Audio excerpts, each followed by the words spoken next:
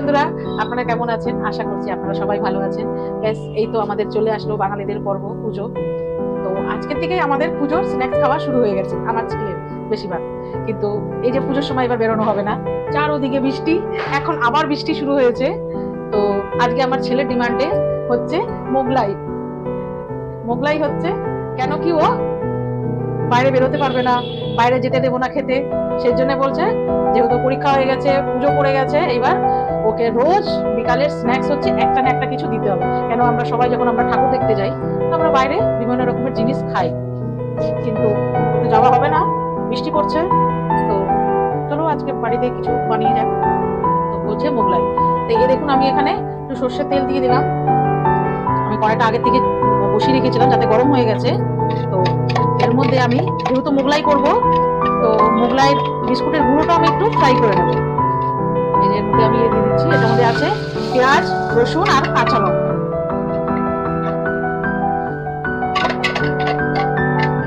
পুজো বলেই খাওয়া দাওয়া, পুজোই বললেই হই বললাম। এই তো 5টা দিন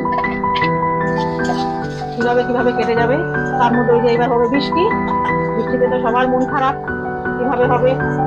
প্যান্ডেল ট্যান্ডেল যারা সবাই এত কষ্ট করে সবাই প্যান্ডেল তৈরি করেছে রাত জেগে জেগে, কি হবে সবাই বৃষ্টিতে, এত বৃষ্টি এত বৃষ্টি, সবার মন খারাপ।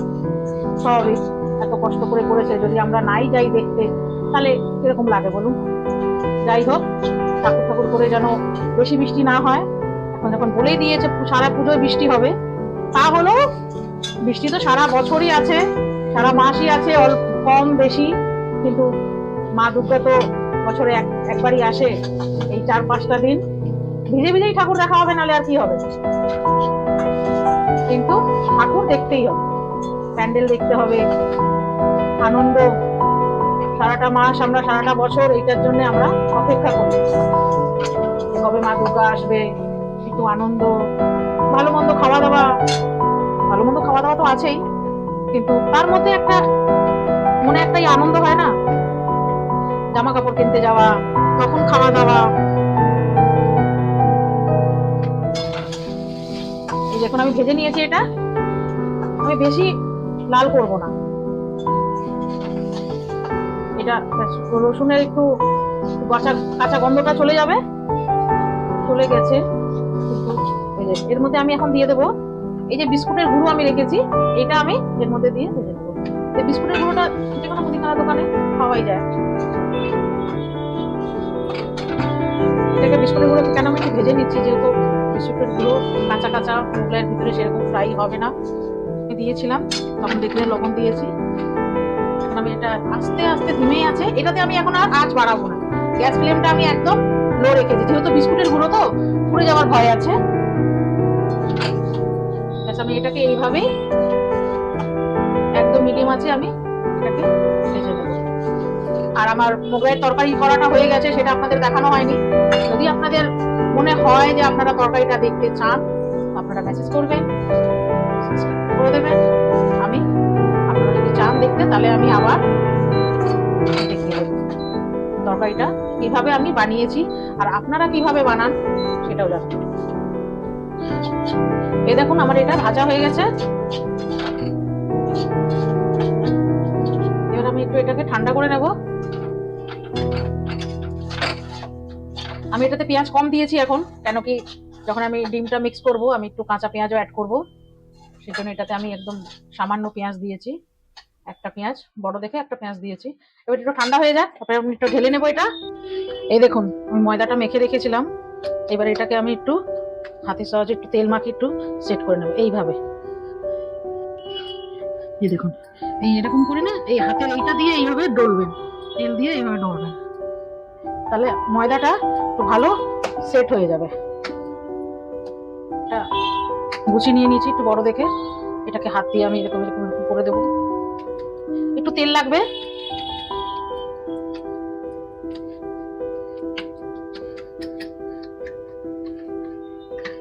এইভাবে করে মানে একটু একটু বড় করে নেবেন, তারপরে হাত দিয়ে কি করবেন, এই যে একটু দেখবেন এই হাত দিয়ে এরকম এরকম করে তেল দিয়ে এরকম করবেন, দেখবেন ও নিজস্ব বড় হয়ে যাবে।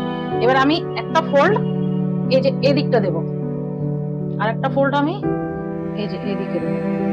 আর এই দেখুন আমি এখানে একটা ডিম ফাটিয়ে নিয়েছি।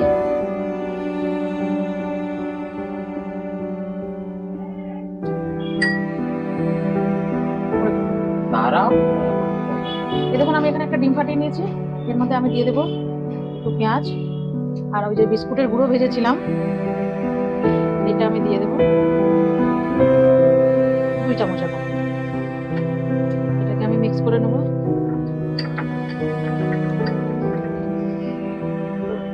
এই যে আমি এখন এই ডিমটা এর মধ্যে দেবো।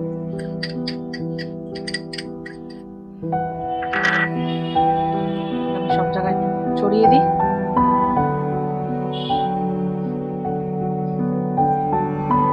গোলমরিচ দিচ্ছি, আর একটু দেবো আমি চাট মশলা, তাকে একটু চটপট হয়। এবার একটু আমি লবণ দেবো, যেহেতু আমি ডিমে লবণ দিইনি, আমি এটা উপর দিয়ে ছড়িয়ে দিচ্ছি।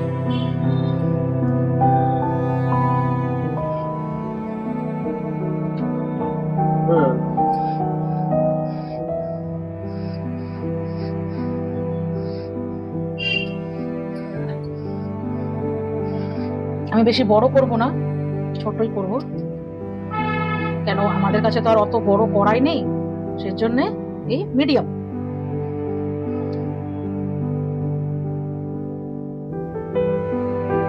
তেল পুরো হিট হয়ে গেছে, কেন এটা একটু গরম তেলেই ছাড়তে হবে। এবার আমি গ্যাস ফ্লেমটা একদম লো করে দিয়েছি। এবার আমি এই মোগলাইটা এভাবে তুলে দেখি ওকে সব